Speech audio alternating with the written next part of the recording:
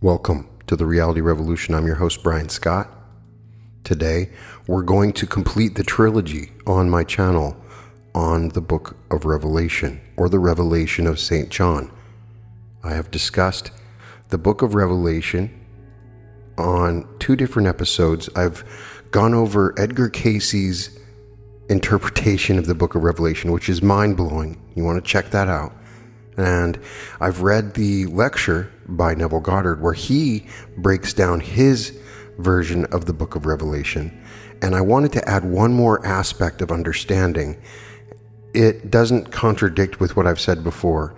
I truly believe that book is about meditation, and the churches are about your chakras, and it's about the death of the ego in your own awakening process. Written in a very bizarre way, but at the same time, it's brilliant because it has so many layers of understanding.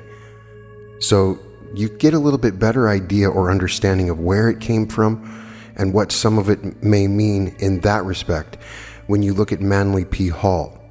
Manly P. Hall is amazing. Check out my previous episodes on a class on the secret doctrine. And Manly P. Hall takes very complicated information and makes it easier to understand, particularly with the secret doctrine, which is very hard to understand, and the Book of Revelation. So I wanted to add his revelations about the revelation of St. John, which he discussed in How to Understand Your Bible and some other lectures in some different places. And hopefully we can put together a trilogy here where we can really start to discuss this, because it is defining the world. What I concern myself with sometimes is that one single thought is defining the world, that we believe there's some sort of apocalypse that's going to happen, and it's simply not true. But guess what? Our thoughts create reality. So if all we're doing is talking about apocalypses and ends of the world, when that's not what the Bible's talking about. Everybody's thinking that this is going to happen in their lifetimes. Everybody's so lifetime centric, you notice. Everybody always thinks the Book of Revelation is happening right now all the time. And I've met people that believe it absolutely, and they live their lives around it, thinking that any day now, the end of the world's about to come. It will be the apocalypse. The 144,000. Well, is that true? Well, we've now determined different interpretations of this, and in particular Neville Goddard, who had the Bible memorized in multiple languages and knew Hebrew and the Kabbalic interpretations of the Bible, and says that the 144,000 is a single number that's denoting the number of humanity. That is what it's talking about. It's all.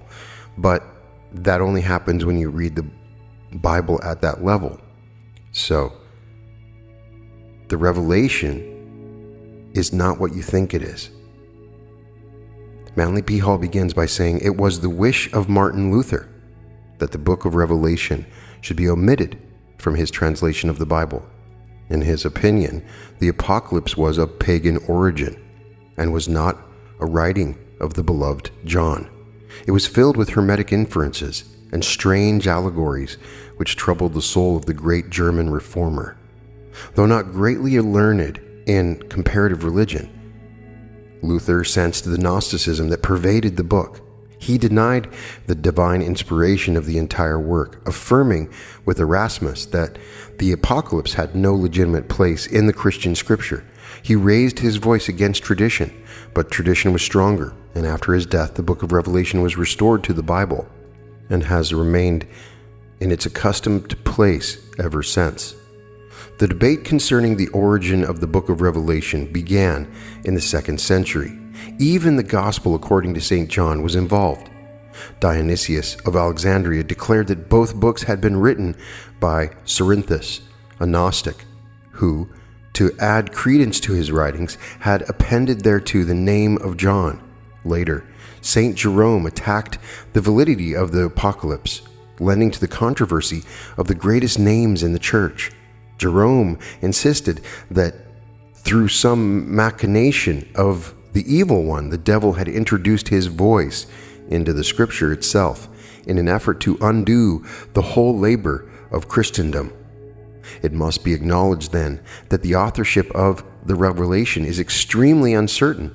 The claims of the authorized version that it was the work of John while on the Isle of Patmos may be liberally discounted. It is quite possible that the Cerinthus story is the correct one. If so, the Revelation may be the most important work in the entire New Testament for the reason that it arose from Gnostic scholarship.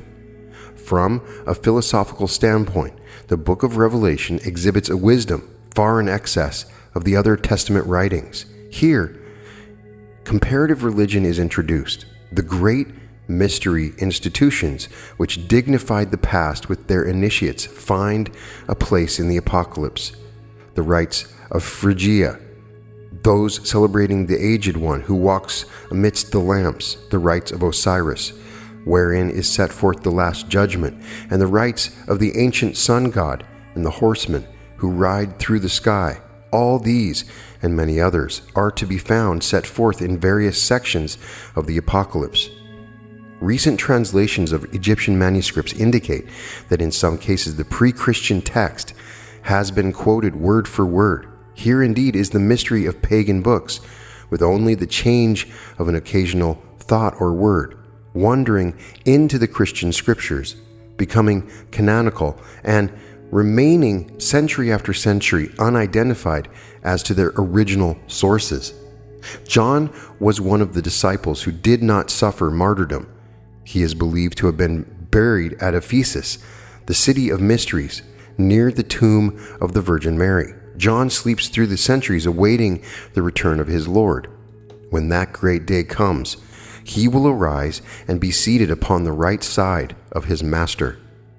These legends have little regard for history, but are products of the traditional trend in early Christian thought during this period.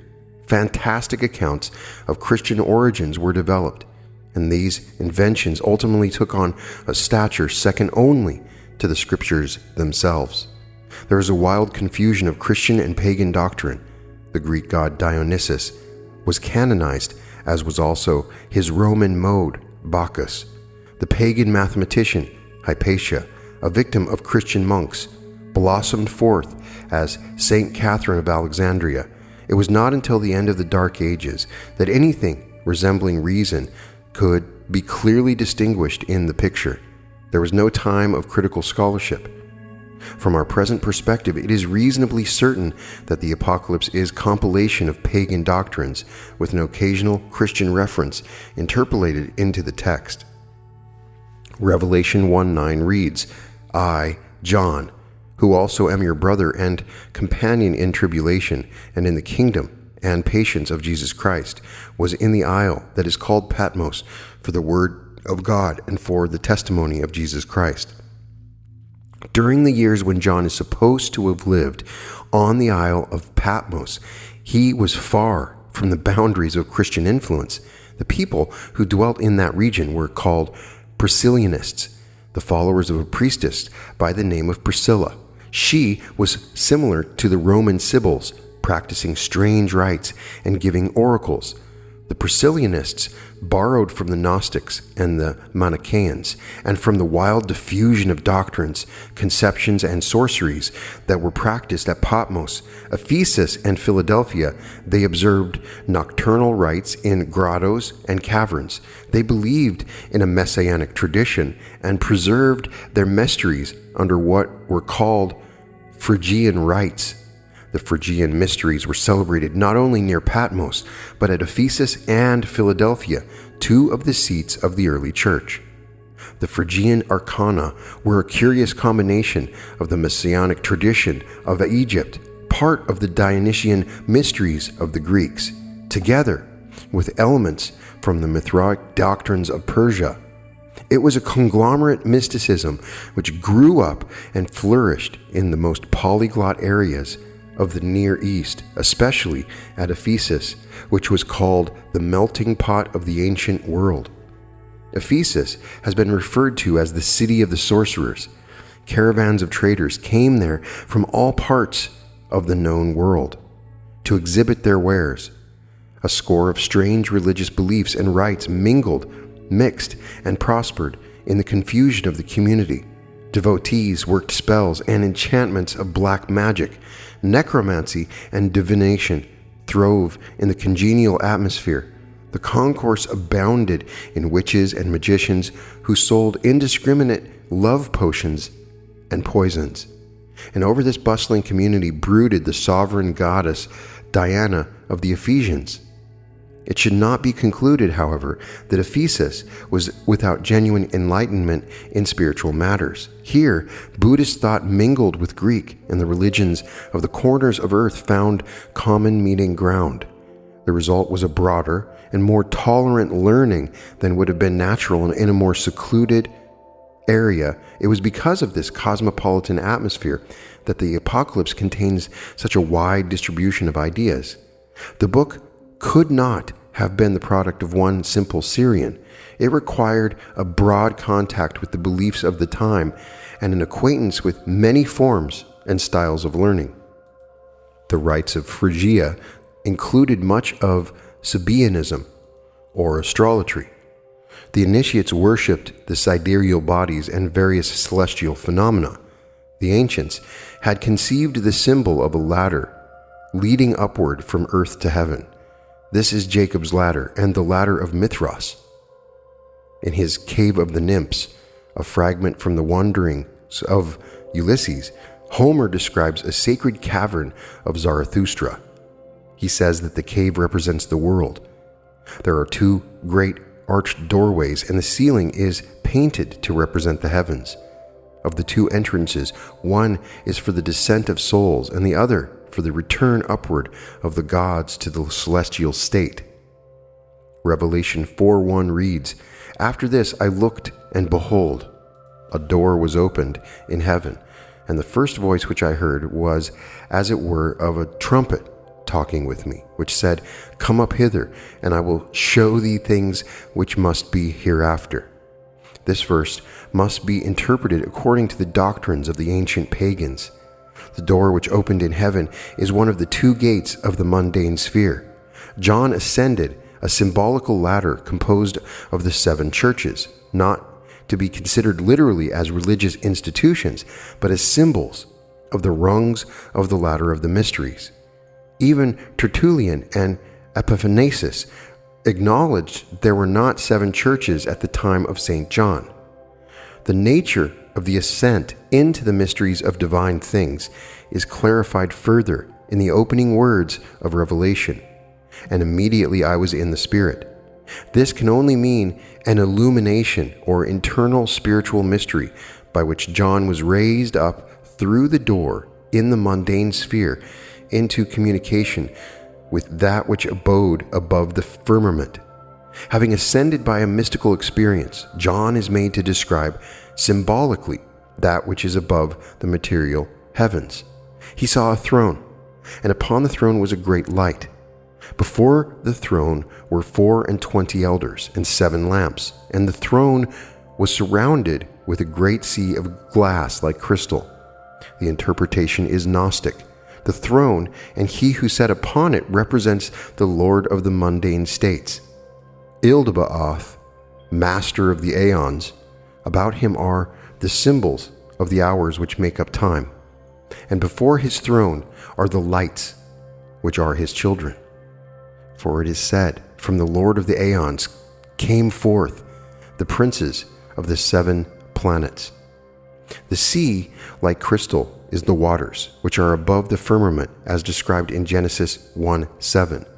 This superior sea is described by Socrates, who declares that there are creatures which dwell about the shores of the air, which are imperceptible to men. This is the Scamayim of the Kabbalah, the sidereal sea that washes the shores of heaven. This also is the proper sea of life, the waters of life, the heavenly humidity, the ocean of generation, from which souls, once immersed in its mysterious essence, fall into the spheres of generation. It is described in detail in the divine Pymander of Hermes and in the writings of the Neoplatonists. In every great system of mythology, this superior sea is mentioned. It is the same water which is above the firmament, which is supposed to have descended in the flood of Noah. In the mystery of initiation, the sea becomes a laver of purification, and as such was symbolized in the rites of the tabernacle by a fountain or basin in the courtyard, with its surface inlaid with the mirrors of the woman of Israel. The section of the Apocalypse which deals with the 7 lamps, in the midst of which walks the Ancient One, is pure Sabaeanism. The 7 golden candlesticks are the 7 planets, and he who walks in the midst of them is the same as the mysterious being who is seated on the throne above the heavens, and the shining figure that rides upon the wheels, and the cherubim in the vision of Ezekiel. He wears a golden girdle, his hair is as white as snow, his eyes are as a flame of fire, his feet are like brass, and his voice as the sound of many waters. In his right hand he holds 7 stars, and from his mouth comes forth a sharp 2-edged sword. Even the wildest imagination cannot construe this figure to be an orthodox part of Christian theology. He wears the attributes of the 7 powers of God, and according to Revelation 1:20, the stars in his hand are the angels of the 7 churches. He is garmented in white, and like the great figure of the Zohar, moves in a splendor perceptible only to the awakened eye of the seer. And what are the 7 churches which are in Asia? They are the 7 races, the 7 continents, the 7 days of creation, the 7 sacraments, and the 7 mysteries. They are the 7 vowels which are spoken by the mouth, the 7 senses of the perfect man, the 7 bodies of the complete man, and the 7 orifices of the body. The mystery of the 7 is the supreme mystery of the one who was, is, and shall be. Ilda Ba'oth, Lord of the eons, creator of all forms, in the mundane sphere, ruling like Zeus with 7-fold scepter of universal law. He is the master of the mysteries, hierophant of the rites of Phrygia, keeper of the 7 keys by which shall be opened the 7 doors of the mysteries. The mystery of the 7 is completed in the story of the 7 seals and the 7 churches. The churches constitute a ladder, the lowest rung of which is the symbolic church of Ephesus. Ephesus was ruled over by Diana, a lunar goddess. Therefore, the order ascends from the moon to Mercury. The church of Smyrna, then comes Pergamos, the church of Venus, Thyatira, the sun, Sardis, Mars, Philadelphia, Jupiter, and lastly, Laodicea, Saturn. There are other arrangements assigning the churches differently to the planets, but the result in each case is the same. The churches are rungs of the ladder which leads upward from the elements to the stars. Astronomically considered, the vision of John assumes unexpected significance. Ascending through the door in heaven, he beholds the constellational diffusion composed of the 12 northern constellations and the 12 southern constellations. These were called the associates of the first army of the redeemed. The northern constellations were called the northern brethren, and the southern constellations the southern brethren. Each was crowned to represent the fact that it was a radiant star or star group. The ancients considered the area south of the equator as a great ocean from which the constellation arose. The great monster or Leviathan creeping out of the southern sea was therefore Cetus, the constellation of the whale. This has been related earlier in the story of Jonah. It is interesting to note that the round table of King Arthur contained space for 24 knights seated before panels alternately black and white. At the beginning of the present astronomical age, there was a conjunction of the 7 planets in the sign of Aries. This is described in Revelation by the symbol of the Lamb with 7 eyes and 7 horns. By eyes must always be understood planets or stars, and by horns the power or ray which emerges in modern astrology. The sun is exalted in the sign of the ram. Bacchus is pictured in the ancient mosaics with a lamb in his arms and in the catacombs of Rome. Figures believed to be those of Christ carry the lamb in one hand and hold the shepherd's crook in the other hand. Jesus is referred to as the Good Shepherd. Hermes was the shepherd of souls, master over the little stars of the constellation of the Ram. The sun is essentially dignified in Leo and exalted in Aries. Therefore it is written, "The lamb and the lion shall lie down together." It is usual to represent the book of Revelation as a scroll from which are suspended 7 seals. These seals represent a mystery, a secret which cannot easily be revealed because it is sealed up in the mysteries. By the seals is also to be understood the 7 keys of the Scriptures, by the possession of which the initiate may behold all mysteries and all truth. Upon the opening of the first seal, a horseman rode forth upon a white horse, Revelation 6:2, and he that sat on him had a bow, and he went forth conquering and to conquer. Here again is the moon and the bow of Diana. When the second seal was opened, a red horse came forth, and he rode upon the horse was given a great sword to take peace from the earth. The second horse and the rider represent the sun. Upon the opening of the third seal, a black horse came forth, and he who sat upon the horse had a balance in his hand, Revelation 6:6. And I heard a voice in the midst of the 4 beasts say, "A measure of wheat for a penny, and 3 measures of barley for a penny, and see thou hurt not the oil and the wine." Oil and wine represent soul and spirit, and the barley and wheat, the lower nature of man. The destroyer upon the black horse is Saturn. The 4th seal, when it was opened, gave forth a pale horse, and the name of him that sat upon it was Death, and hell followed with him. The pale horse is Venus, and Venus is Lucifer, the rebel angel, whose light was taken from him. The 5th seal is the seal of the martyrs who cried out in a loud voice, Revelation 6:10, "How long, O Lord, holy and true, dost thou not judge and avenge our blood on them that dwell on the earth?" The 5th seal is Mars, the seal of blood. The 6th seal, when it was opened, gave forth a great earthquake. The stars fell from the heavens, the sun became black, and a great and mighty motion moved the heaven and the earth, and the kings of the earth hid themselves. The 6th seal is Jupiter. The 7th seal was called the Great Silence, and out of the silence at the sounding of the trumpet of the 7th angel appeared a mystery called the woman clothed with the sun, who was bearing a man-child. The 7th seal is Mercury, which completes the great vessels of wrath. When the seals were opened, the power of them fell upon the earth and upon all natures. Therefore, these modes of energy were represented as 7 vials, which poured out their contents upon the world. The story of the woman clothed in the sun, who went forth into the wilderness to give birth to her man-child, is susceptible of a most prophetic interpretation. About the time of the beginning of the Christian era, the temple at Jerusalem was destroyed, and the Alexandrian libraries were burned. Wisdom departed into the desert, where it was cultured and guarded by the Arabs for nearly 1,000 years, and then returned again to Europe by way of a Moorish Spain. Astronomically speaking, the woman clothed with the sun is the position of the sun in Virgo, which corresponds with the present Catholic feast of the Assumption of the Virgin, in which she is lifted up in glory with her son.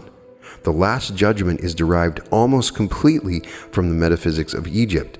According to the Egyptians, the human being is born with 7 souls, which are, in a way, the potential powers of the 7 planets in man.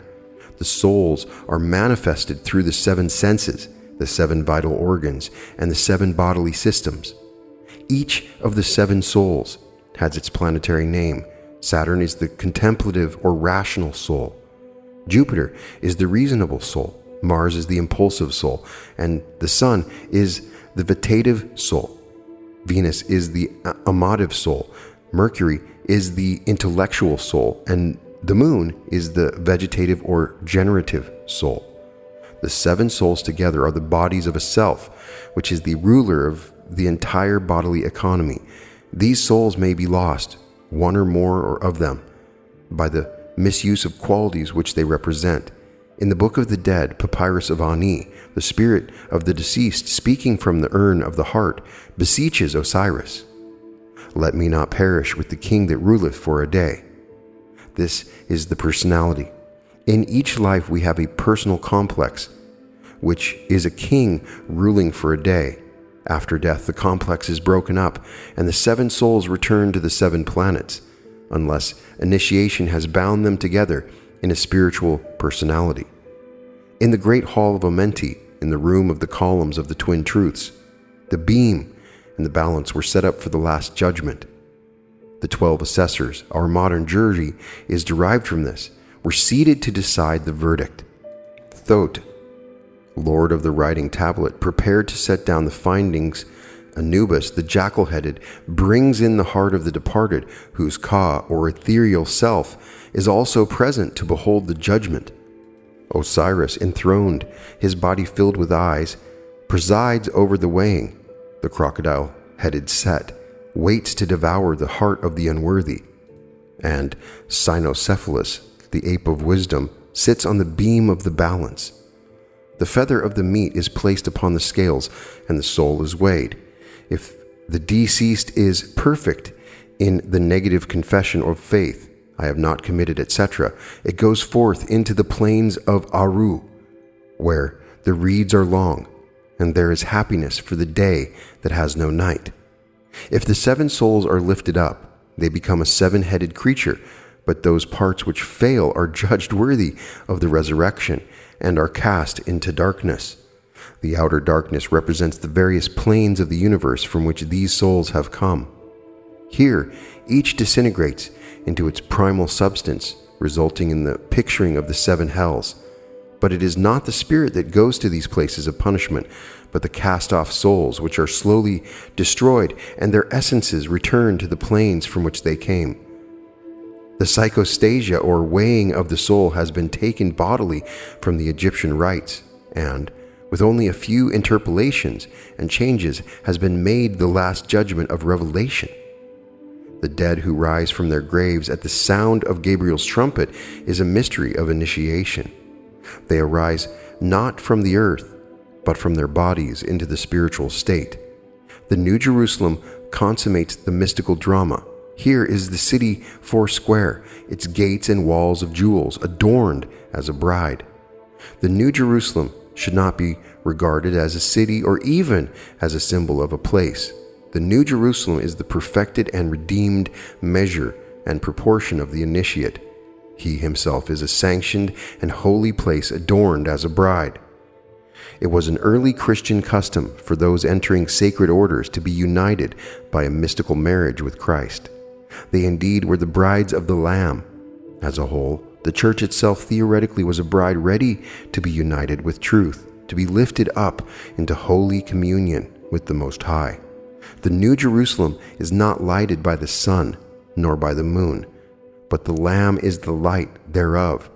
Its jeweled foundation is the breastplate of the old tabernacle.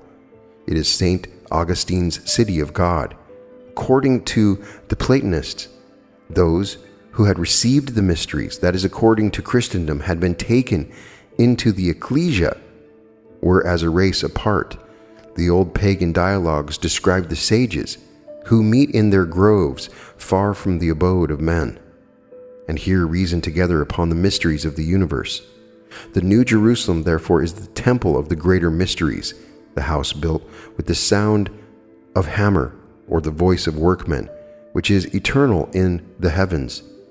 It is the city of the sun, existing in the paradisical sphere from which man fell, as related in the book of Genesis. According to Jacob Boehme, the New Jerusalem is the redeemed Adam, the man lifted up by the mystery of Christ. It is therefore a spiritual symbol of mystical state of being, where those dwell together who have received the light. In the parable of the prodigal son is described a man who went from his father's house and wasted his substance among the flesh pots of Egypt. He then became a keeper of swine, less than the least. But after those sad adventures, he returned to his father's house, sadder but wiser, and rejoiced to remain there. In the hymn of the robe of glory, a Gnostic fragment is set forth the story of one who traveled far and forgot the land from which he came. As he wandered among the bazaars and shops of Egypt, he found no happiness or satisfaction, for dimly through his forgetfulness, he sensed his participation in some other life long forgotten. In the Grail legends, there is the story of Parsifal, the guileless fool, who have entered the castle of the Grail, and there behold a great mystery which was beyond his understanding. He therefore was sent forth again into the world, and after grievous sufferings, he again discovered the castle of the Grail. All these stories have an identical meaning. Like the Odyssey of Homer, they describe the wanderings of the soul in search of its own far distant land. In the Apocalypse is set forth a strange, fantastic pageantry, the story of the mysteries. It seems as though the book had been taken bodily from some learned and ancient rite. It is the only book that has descended to us in which the rituals of the mysteries are openly described. The study of it must completely change the Christian viewpoint. The understanding of it must bring a universal perspective wider far than the corners of Christendom. It is impossible in a few hundred pages to interpret the mysteries of the Old and New Testament. All that I can do is remind every Bible student that there is a mystery. It is not apparent to the mind alone, nor to the reason, but a mystery to be experienced inwardly through realization. Historically, the Bible is of little value. Its literary excellence comes not from the original, but from repeated re-editing to match the scholarship of the times. Its strength lies in its presentation of the mystery teaching of ancient Israel and early Greece. It is a book of comparative religion and worthless to the individual who perceives Christianity to be a unique revelation. It is read weekly by the thousands of churches of Christendom, but remains sealed with its 7 seals until the individual seeker opens it with his own scholarship and understanding. The first step must be a serene tolerance, even better, a sublime realization that the mysteries of God have been given in all time to all peoples according to their capacity to understand. If you read the Bible intelligently, you must read certain commentaries by which its keys are made to turn the lock. This is particularly true of the book of Revelation. Following are some of the most important commentaries: the 6 books of Protius on the theology of Plato, the Gnostics and Their Remains by C.W. King, Pristis Sophia translated by G.R.S. Mead, the Book of Beginnings by Gerald Massey, the Natural Genesis by Gerald Massey, Egypt, the Light of the World by Gerald Massey, the Gebers of Hebron by Samuel Pallas Dunlap, the Historical Library of Diodorus the Sicilian, the Book of the Dead, the Jewish Wars by Josephus, the Mishnah, the Babylonian Talmud, the Jerusalem Talmud, Sefer HaZohar, Sefer Yetzirah, the Book of Formation and the 32 Paths of Wisdom, the Guide for the Perplexed by Moses Maimonides, the Writings of St. Chrysostom, and the Writings of Origen. All these works are available in English. Many can be secured from your own library or borrowed by your library from the Library of Congress for your use. Through an understanding of the origins and developments and the beliefs relevant to Christianity, it is possible to understand, at least in part, the Gnostic mysteries in the New Testament. You will gain insight into the changes and interpolations which have been made, and so have crippled the text.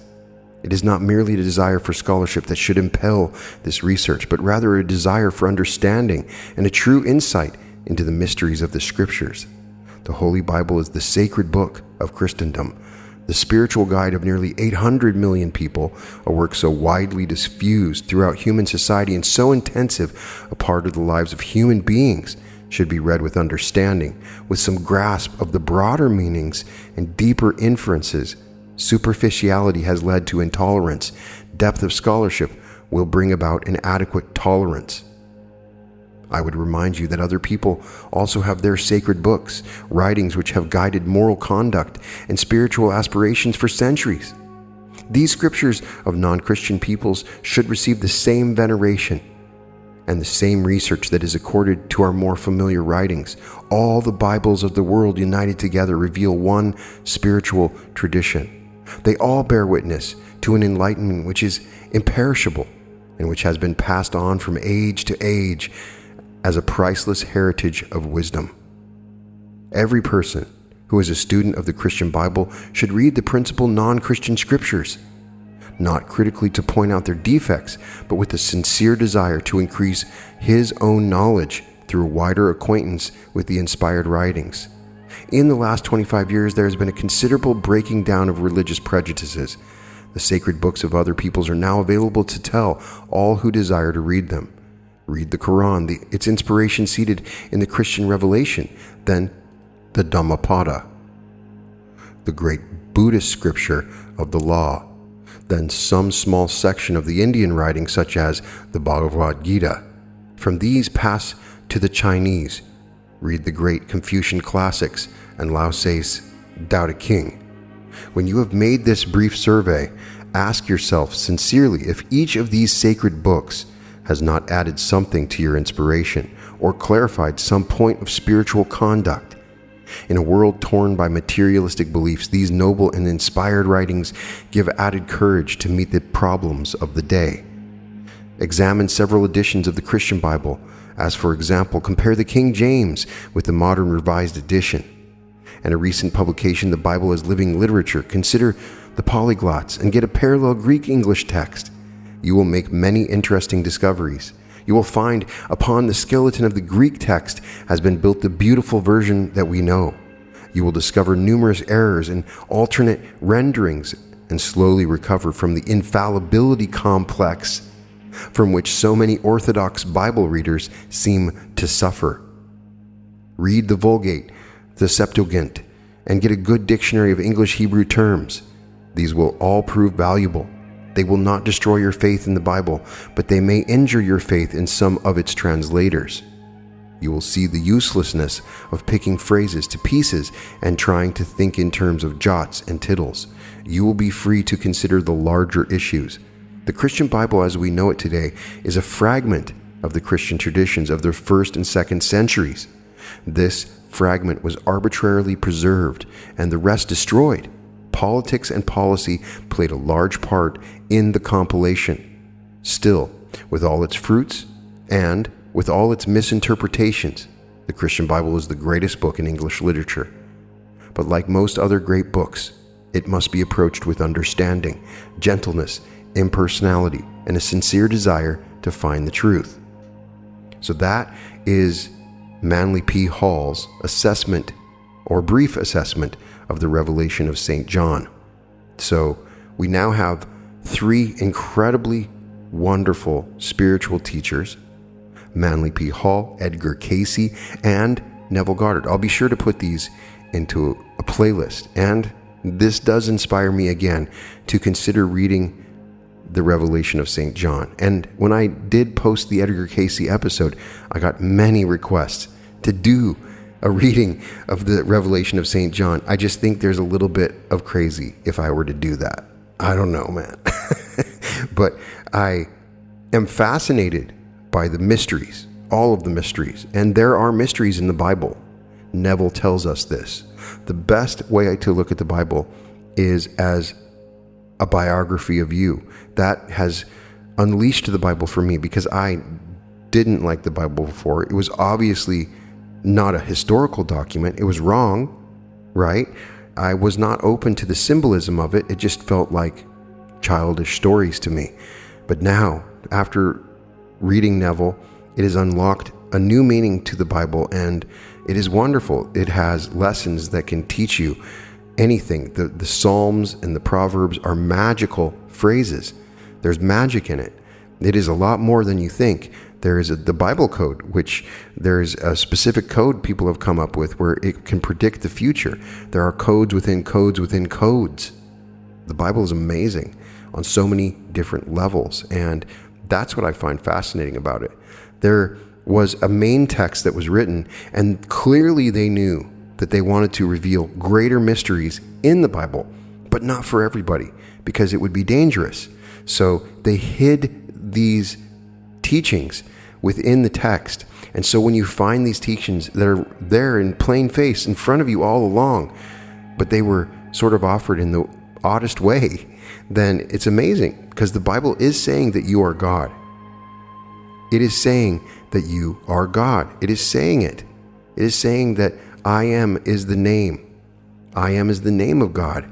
It's never referring to God as a singular. It's referring to it plurally in Genesis when we talk about the Elohim. And so I find that very fascinating. All of the different assessments of the states that you're going through, the state of John, the state of Paul, all of these states. And as Neville has said, every character in the Bible is a state. And as I started reading it, I was just blown away. There is a compilation of different states that you will find in the Bible. But I'm still fascinated by this, and I want to make sure that we are not creating in our minds some death thought for the end of our race by repeatedly talking about the apocalypse. There will be no apocalypse, okay? And if there is, it's not predicted in this text. It's because of our own foolishness. That's what it is. This text is not about what's going on in the outside. It's about what's going on the inside. And the death of the ego is the apocalypse that it's referring to. So, as usual, it's always crazy when I do anything biblical like this. When I did the Revelation, I got some crazy comments. And so the comments can be a pretty fun section on one of these episodes. So I would love to get your interpretation. I am still just a student. All episodes of The Reality Revolution can be found at therealityrevolution.com. And welcome to The Reality Revolution.